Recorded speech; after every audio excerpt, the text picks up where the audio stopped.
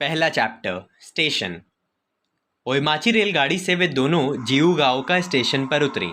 माँ ने तोतो चैन का हाथ अपने हाथ में थामा। टिकट दिखाकर निकलना जो था। तोतो चैन इससे पहले कभी रेलगाड़ी में नहीं बैठी थी। उसने अपना कीमती टिकट मुट्ठी में कस कर छुपा लिया। टिकट देने की उसकी इच्छा कतई नहीं थी। मैं ये टिकट अपने पास रख लूँ? उसने टिकट बाबू से पूछा। ना, ऐसा तुम नहीं कर सकती, टिकट बाबू ने उससे टिकट लेते हुए कहा। टिकटों से भरे डिब्बों की तरफ इशारा करते हुए उसने पूछा, ये सारे टिकट आपके हैं? नहीं, ये स्टेशन के हैं, टिकट बाबू ने निकलने वालों के हाथों से टिकट छीनते हुए जवाब दिया।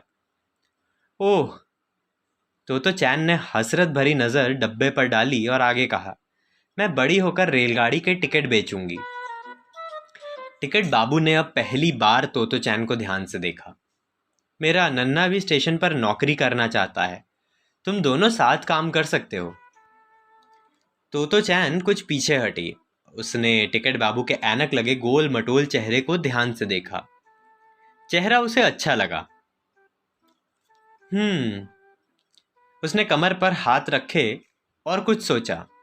मुझे आपके बेटे के साथ काम करना बुरा नहीं लगेगा, उसने कहा। मैं इस पर सोचूंगी, पर अभी मैं व्यस्त हूं। पता है, मैं अपने नए स्कूल में जा रही हूं। वह अपनी माँ की तरफ दौड़ते हुए चिल्लाई, मैं टिकट बेचने वाली बनूंगी।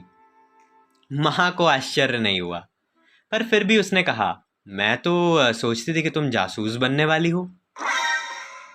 तो चैन माँ का हाथ थामे आगे चलने लगी। उसे याद आया कि कल तक वह सचमुच में जासूस ही बनना चाहती थी, पर टिकटों से भरे एक पूरे डिब्बे को संभालना भी तो मज़ेदार बात थी। अरे हाँ, अचानक एक अच्छी सी बात उसे सूझी। उसने अपनी माँ की ओर देखा और जोर से पूछा, क्या मैं ऐसी टिकट बेचने वाली नहीं बन सकती जो असल में जासूस हो? माँ ने बात का जवाब नहीं दिया। छोटे फूलों वाली टोपी के नीचे उसका सुंदर चेहरा गंभीर था। सच तो यह था कि माँ बड़ी चिंतित थी। अगर तो चैन को वो लोग नए स्कूल में नहीं लेते तो क्या होगा? उसने उछलती कूदती अपने आप से बातें करती तो चैन की ओर देखा। तो चैन को अपनी माँ की दुश्चिंताओं की खबर न थी। जब दोनों की आंखें मिली तो उसने उल्लास से कहा, मैंने अपना दिमाग बदल लिया है। मैं सोचती हूँ कि नुक्कड़ साजिंदों की टोली में शामिल हो जाऊं, जो नई दुकानों का प्रचार करते फिरते हैं। माँ की आवाज़ में अब निराशा फेर आई थी।